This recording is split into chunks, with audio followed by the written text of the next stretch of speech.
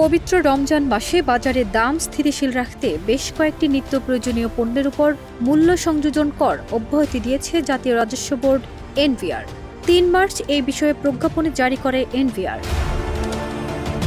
দেশ জুড়ে তোলপাড় ওয়ালটন ফ্রিজ কিনে আপনিও হয়ে যেতে পারেন মিলেনিয়ার। প্রজ্ঞাপন অনুসারে উৎপাদন পর্যায়ে রেপসিড তেল, কলজা বীজ তেল এবং ক্যানোলা তেলের উপর ৩০ জুন পর্যন্ত ভ্যাট অব্যাহতি থাকবে। তবে উৎপাদন পর্যায়ে সরিষার তেলের উপরও ভ্যাট অব্যাহতি থাকবে, যার কোনো নির্দিষ্ট সময়সীমা নেই।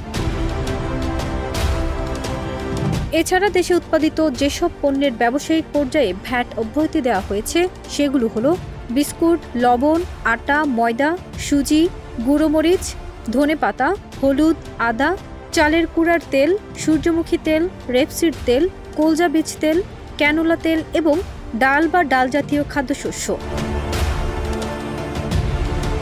তবে যারা সরাসরি গ্রাহকদের কাছে আমদানি করে বিক্রি করেন তারা ভ্যাট অব্যাহতির জন্য যোগ্য হবেন না। পণ্যগুলোতে ভ্যাট সুবিধা পেতে বেশ কিছু শর্ত মানতে হবে, যার মধ্যে রয়েছে ভ্যাট নিবন্ধন, চালান ইস্যু, সব ধরনের রেজিস্ট্রার সংরক্ষণ, মাসিক ভ্যাট রিটার্ন দাখিল ইত্যাদি।